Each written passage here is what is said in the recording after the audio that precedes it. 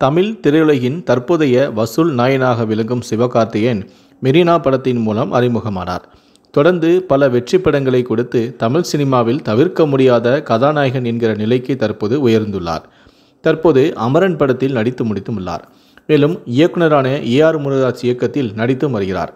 சிவகார்த்திகேயன் சினிமாவுக்கு வரும் முன்னரே ஆர்த்தி என்ற தனது மாமா மகளை திருமணம் செய்திருந்தார். இந்த தம்பதிக்கு ஆராதனா என்கிற ஒரு மகளும் குகன் என்கிற ஒரு மகனும் உள்ளனர். இந்த நிலையில்தான் நேற்று ஜூன் 2ஆம் தேதி மூன்றாவதாக தங்களுக்கு மகன் பிறந்திருப்பதாக சிவகார்த்திகேயன் தன்னுடைய ட்விட்டர் பக்கத்தில் அறிவித்திருக்கிறார்.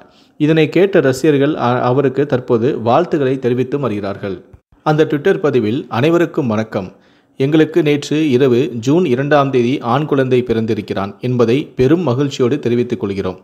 ஆர்த்தியும் குழந்தையும் நலம். ஆராதனாவிற்கு குகனிற்கும் நீங்கள் தந்த அன்பையும் ஆசையும் எங்கள் 3வது குழந்தைக்கு தர வேண்டும் என்று கேட்டுக்கொள்கிறேன் என நன்றி என சிவகார்த்திகேயன் அன்புடன் நன்றி என பதிவிட்டிருக்கிறார். இந்த பதிவு தற்போது ட்விட்டரில் வைரலாக பகிரப்பட்டு வருகிறது.